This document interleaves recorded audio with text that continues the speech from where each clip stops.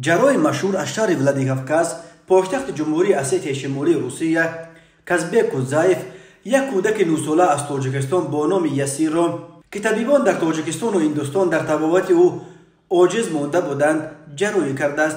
در این باره روز 3 ژانویه سال 2023 نشریه اسیتیا نیوز خبر داد. بنا به اطلاع نشریه پایهای یاسیر علت مادرزادی داشته و یک پایش از دیگر کوتاه‌تر بود و پای دویمش به تدریج کج شده بود و در نتیجه کودک را گشتن نمیتوانست.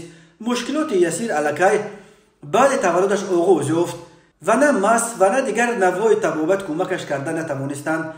در نهایت والدانش به جراحی گرانبها در تاجیکستان راضی شدند ولی آن هم نتیجه نداد. یک پای یاسیر از دیگرش همچنان کوتاه بود و کج‌شوی پای دویمش صورت بیشتر گرفت. والدان یاسیر را به هندوستان بردند تا که از نو جراحی کنند ولی وضع او بازم بدتر شد. کازبک کوزایف میگوید در هندوستان بران و زانوی پای چپ او دستگاه الزاروف را چسباندند ولی این کار را نادرست انجام دادند.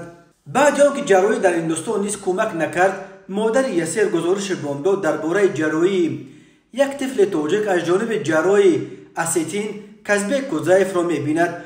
آنها زود به کوزایف نامه نوشتند و او راضی شد که یاسیر را برای معاینه بپذیرد. بعد قبول کوزایف زود روز جراحی را مقرر کرد و در نتیجه این جراحی درون راست کودک همه علتها را برطرف کرده دستگاه ساخت خود کوزایف را و بدن یاسیر چسبانیدند. همزمان کوزایف به دراز کردن پای چپ یاسیر ادامه داده ایستاده است. کازبک کوزایف در مصاحبه با اسیتیا نیوز گفت که برای پوره شفا یافتن و کاملا به پا راه شدن یاسیر هنوز راه طولانی در پیش است. کوزایف مطمئن است که در نتیجه این جراحی پایهای یاسیر در نهایت امر هر دو راست و برابر می شوند و او می تواند به آسانی راه بگردد ولی طبابت او با همین طبابت نمی شود. تا رسیدن یاسیر به سن 18 او باید همچنان تحت معاینه باقی بماند چون که صورت رشد پایهایش یکسان نیست و فرق می کند. این بار اول نیست که کازبک کوزایف جراحی های دشوار کودکان تاجیک را به دوش می گیرد. 1 سال پیش او یک دختر تاجیک را که تا سن 13 چارقوک را می رفت به پا راست کرده بود.